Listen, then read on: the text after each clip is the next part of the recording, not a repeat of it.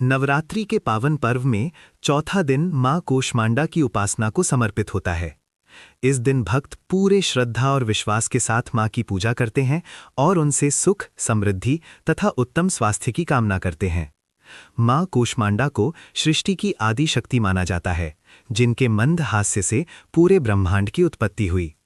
ऐसा कहा जाता है कि जब चारों ओर अंधकार ही अंधकार था, तब मां ने अपनी दिव्य मुस्कान से ब्रह्मांड की रचना की।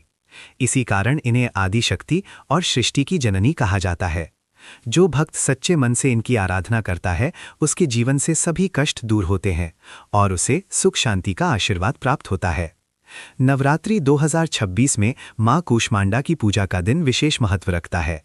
इस दिन प्रातःकाल जल्दी उठकर स्नान आदि से निवृत्त होकर स्वच्छ वस्त्र धारण करने चाहिए।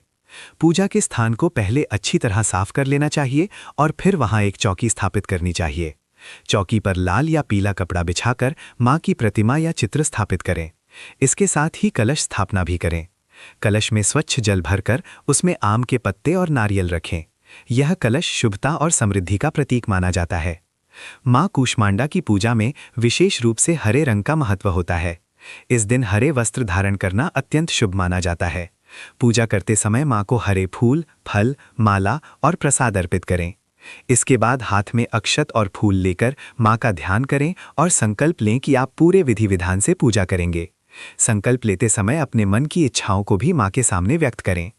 पूजा की शुरुआत गणेश वंदना से करनी चाहिए, क्योंकि किसी भी शुभ कार्य से पहले भगवान गणेश की पूजा करना आवश्यक माना जाता है।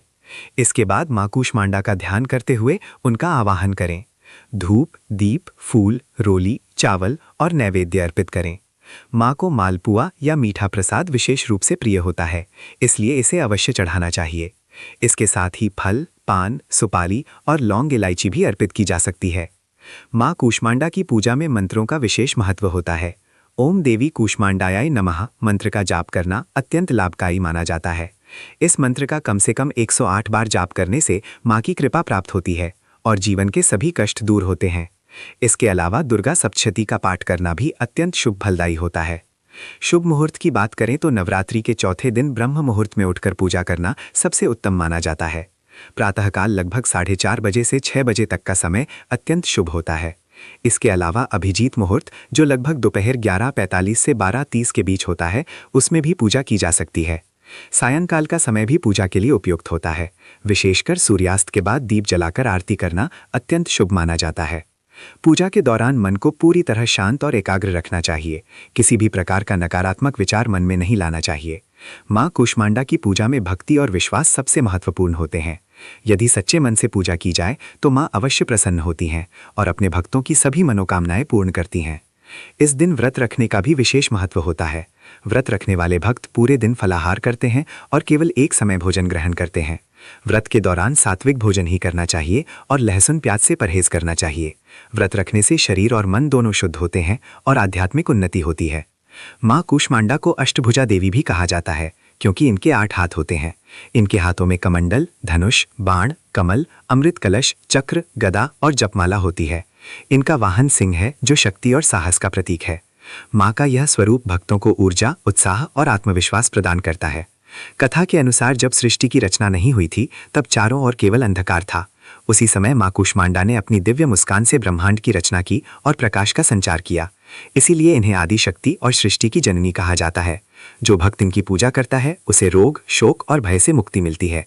पूजा के अंत में मां की आरती अवश्य करनी चाहिए। आरती के समय पूरे घर में सकारात्मक ऊर्जा का संचार होता है और वातावरण शुद्ध होता है। आरती के बाद प्रसाद को सभी में बांटें और अंत में मां से अपनी गलतियों के लिए क्षमा मांगे। इस दिन दान पुण्य करना भी अत्यंत शुभ माना जाता है। जरूरतमंदों को भोजन, वस्त्र या धन का दान करने से मां की विशेष कृपा प्राप्त होती है।